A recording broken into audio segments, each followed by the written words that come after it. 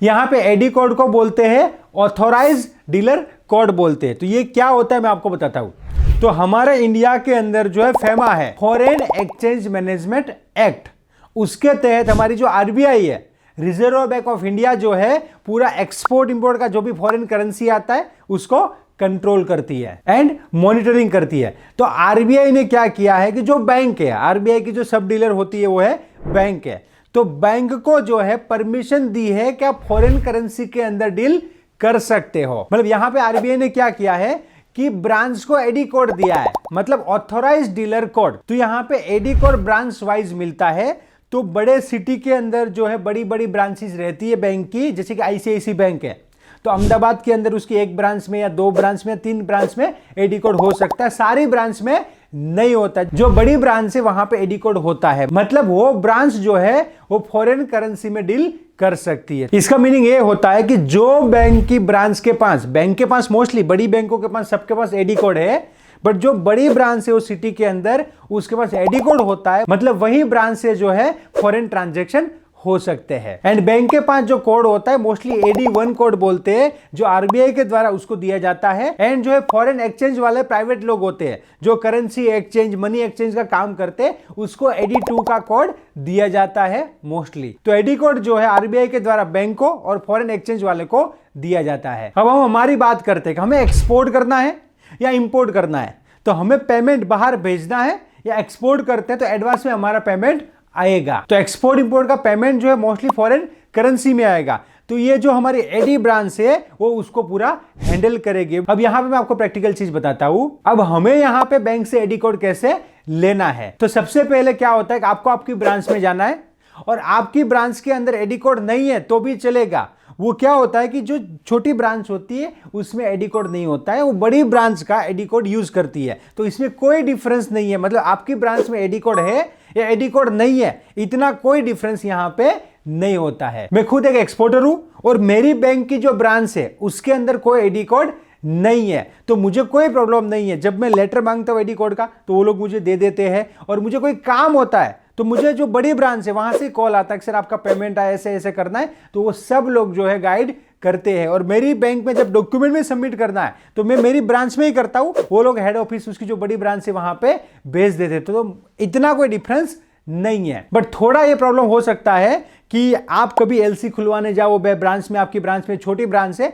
तो उसको पता ही नहीं कि एलसी क्या होता है, आप कभी एडी कोड मांगोगे। ये प्रैक्टिकल क्वेरी आई हुई है। मैं मेरी बैंक में गया और मेरी बैंक में मैंने एडी कोड लेटर मांगा, तो मेरे जो मैनेजर थे उसने मना कर दिया, ऐसा कोई लेटर होता नहीं है। तो इसमें ये प्रैक्टिकल प्रॉब्लम आ सकता है कि गांव वगैरह में ब्रांच है, छोटे सिटी में ब्रांच है, एडी कोड नहीं है, तो वहां पे फॉरेक्स का बंदा भी नहीं बैठेगा तो उसको इतना नॉलेज नहीं हो सकता। बाकी जनरली बड़े सिटी के अंदर कोई प्रॉब्लम होता नहीं है। तो एडी कोड रजिस्ट्रेशन करने का क्या प्रोसीजर रहता है, तो सबसे पहले आपको आपकी बैंक की ब्रांच में जाना है, वहां पे आपको बोलना है कि मुझे एडी कोड लेटर दीजिए। वो लोग आपको एडी कोड लेटर एक अपनी लेटर हेड पे पूरा उसका फॉर्मेट आता है, लिख के आपको दे देंगे। और कभी आपकी कोई ब्रांच मना करती कि ऐसा कुछ नहीं होता है, तो आपके कंपनी के लेटर हेड पे लिख के आप रिक्वेस्ट लेटर दे दीजिएगा, आपकी बैंक आपको एडी कोड लेटर दे देगी। नेक्स्ट आपको एडी कोड लेटर लेके आपको आइस गेट में रजिस्टर्ड करना है, जो हमारा गवर्नमेंट का वेबसाइट है, कस्टम का वेबसाइट है icegate.gov.in। ये साइट पे सबसे पहले आपको लॉगिन करना है, आपका एक लॉगिन आईडी वगैरह क्रिएट करना है।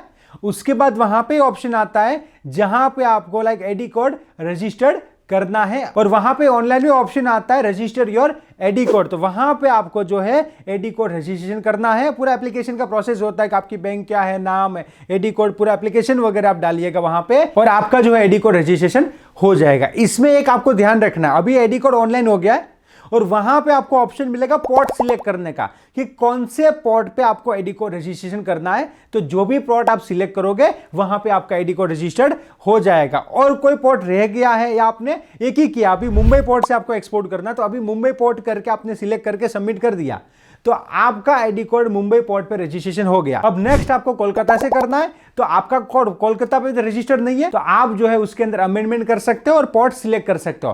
पहले से पोर्ट सिलेक्ट कर लो सारे तो कोई प्रॉब्लम नहीं है, वरना कोई पोर्ट रह गया है तो अमेंडमेंट का ऑप्शन भी वहां पे आता है। एंड जनरली ये जो प्रोसेस है आपको CHA कस्टम हाउस एजेंट करके देगा, तो आपको कोई टेंशन लेने की जरूरत नहीं है इसके अंदर। और यहां पे मैं आपको बता दूं, एडी कोड रजिस्ट्रेशन को पोर्ट रजिस्ट्रेशन भी बोलते हैं और EDI electronic data interchange registration भी बोलते हैं। तो port registration, AD code registration या फिर EDI registration all are the same. मतलब आपका जो बैंक अकाउंट है उसको कस्टम के साथ लिंक करना। जैसे एडी कोड रजिस्ट्रेशन करते हो आप, आपका बैंक अकाउंट कस्टम के साथ आइस गेट के साथ लिंक हो जाता है और यहां पे डीबी के ड्यूटी ड्रॉबैक जो बेनिफिट मिलता है वो भी ये अकाउंट के अंदर मिलता है। तो यहां पे एडी कोड का जो है बहुत ही सिंपल प्रोसेस है।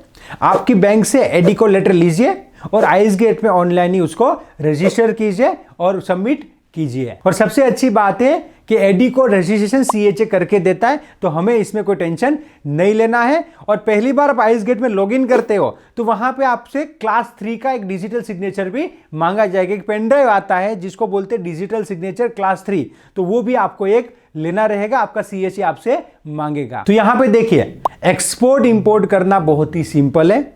आप राइट मेंटर के साथ, राइट गाइडेंस के साथ आप आगे बढ़ते हो तो एक्सपोर्ट इंपोर्ट में सक्सेसफुल होने से आपको कोई रोक नहीं सकता है।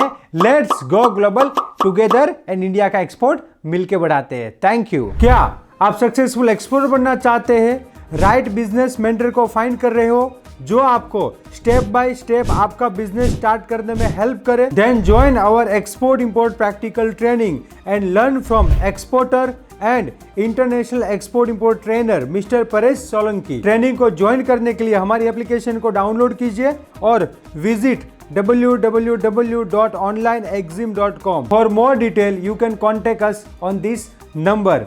Let's go global together. Join now.